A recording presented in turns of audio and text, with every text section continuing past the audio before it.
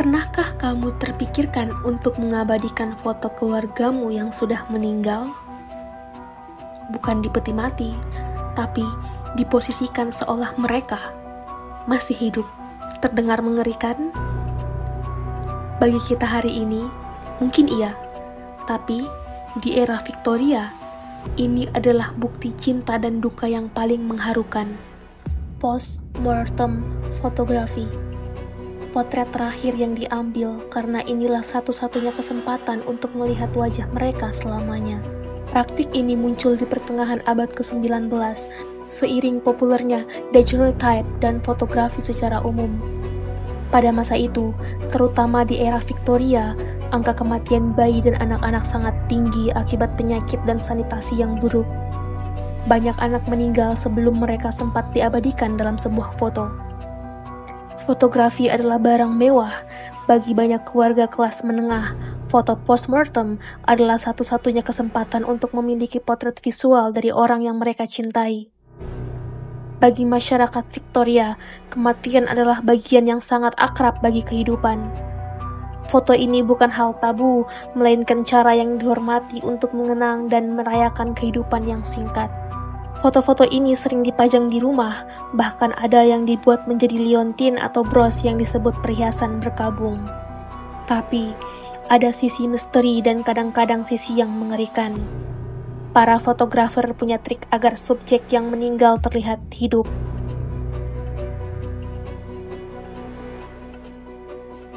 Jenazah, terutama anak-anak, sering diposisikan seolah-olah sedang tidur nyenyak. Mereka diletakkan di tempat tidur atau sofa, ditutupi selimut, atau bahkan memegang mainan favorit. Ini adalah pose yang paling tidak mengganggu, sering disebut pose last sleep.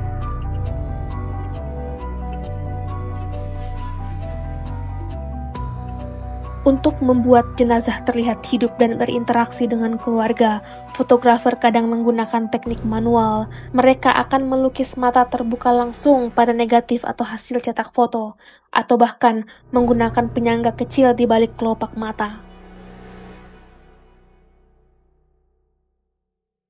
Ini yang paling mengejutkan.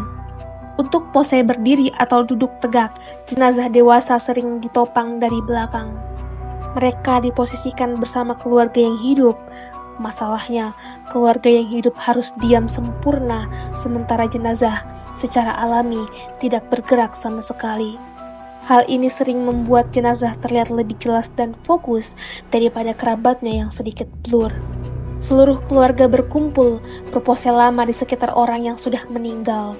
Sebuah momen yang menggabungkan duka dan upaya keras untuk mengabadikan ilusi kehidupan. Praktik ini perlahan memudar di awal abad ke-20. Apa penyebabnya?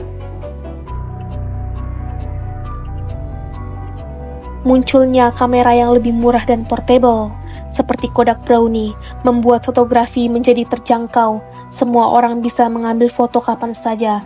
Kenangan visual saat hidup tidak lagi langka. Kematian mulai dianggap sebagai hal yang harus disembunyikan dan dijauhkan dari pandangan publik, tidak seperti era Victoria. Meskipun praktik ini sudah tidak umum, fotografi postmortem masih ada. Kini, foto postmortem dilakukan dalam ranah forensik, patologi, atau secara pribadi untuk orang tua yang kehilangan bayi stillborn. Sebagai kenangan terakhir yang mengharukan, bukan untuk pura-pura hidup, tapi sebagai bagian dari proses berduka. Postmortem fotografi adalah jendela tragis ke masa lalu, mengingatkan kita betapa berharganya sebuah kenangan visual dan betapa sulitnya proses berduka ketika kematian itu merajalela. Menurutmu, apakah foto ini lebih menghibur atau justru lebih mengerikan? Tulis pendapatmu di kolom komentar. Jangan lupa subscribe untuk fakta dan berita lainnya. Sampai jumpa di video berikutnya.